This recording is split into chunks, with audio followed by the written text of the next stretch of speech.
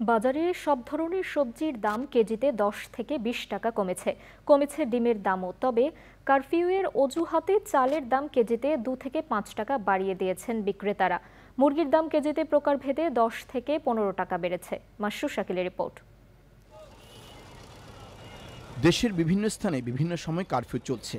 সময়ের হেরফেরে কিছুটা বিঘ্নিত হচ্ছে পণ্য পরিবহন। চালের দাম বৃদ্ধির জন্য কারফিউকে দায়ী করছেন বিক্রেতারা। গাড়িগুলো আসতেছে না বিদায় বাজার কিছুটা বাড়ছে, 28 আর মিনিকেটে এখনো অত বেশি বাড়া নেই। মিনিকেট ধরেন আগে ছিল 3350 3400, এখন ধরেন 3650 3500।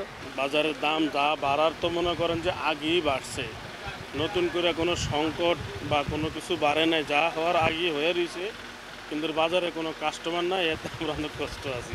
মুরগির দামও বেড়েছে, তবে কমেছে ডিমের দাম একটু বাড়ছে। সোনালির দাম 290 টাকা কেজি ভাই, ব্রয়লার 180, লেয়ার হলো 320। যোগাযোগ ব্যবস্থা বিচ্ছিন্ন বাইরে গেছিল, একটু কমছে, কালকে থেকে আজকে 5 টাকা কম আছে বাজারে। কিছুটা স্বস্তি ফিরেছে সবজির বাজারে। সরবরাহ ভালো থাকায় কাঁচামরিচ সহ সব ধরনের সবজির দাম উল্লেখযোগ্য পরিমাণ কমেছে।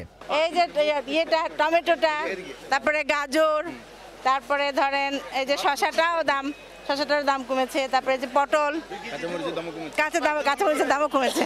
গতকালকের আগের দিনও ছিল 300 টাকা কেজি, গতকাল ছিল 180, লাস্ট 200, আর এর আগে তো 300 ছিল, মাঝখানে একদিন 500 টাকা গেছে, আর আজকে একদম 10 টাইমে গেছে, 100 টাকাও পাওয়া যায়।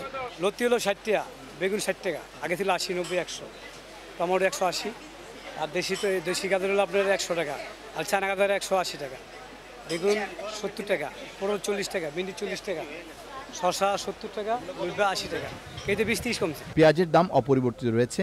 পাইকারিতে দেশি পেঁয়াজ 110 টাকা, ভারতীয় পেঁয়াজ 90 টাকায় বিক্রি হচ্ছে। বাজারে পর্যাপ্ত পেঁয়াজ রয়েছে। পাইকারিতে আলু বিক্রি হচ্ছে প্রকারভেদে কেজি 40 থেকে 50 টাকায়। Masrur Shakil, channel I, Dhaka.